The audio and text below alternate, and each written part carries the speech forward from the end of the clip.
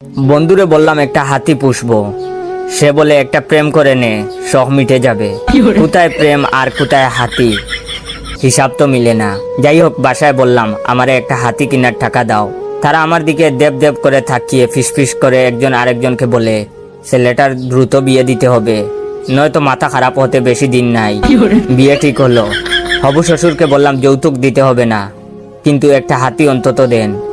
উনি দেখলাম আড়ালে আমার আব্বারে নিয়ে বললেন, বিয়াই সাহেব, ছেলের মাথায় কি সমস্যা আছে নাকি? আব্বা সীমিত হেসে বললেন, আরে না, ছেলে একদম ঠিকঠাক, শুধু একটা হাতি হাতি করে। বাসর রাতে বউরে বললাম দুজন মিলে একটা হাতি পালবো, কি বলো? সে দেখলাম দ্রুত হাতে টাইপ করে মেসেজ সেন্ড করলো।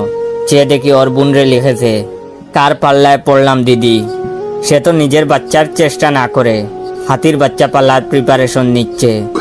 বোনের হাতি পাল্লা আমার হয়নি, তবে 2 বছর পর বুঝতে পারলাম আব্বা আম্মা আর শ্বশুর আব্বা মিলে আমারে ঠিকই হাতি দিছিল।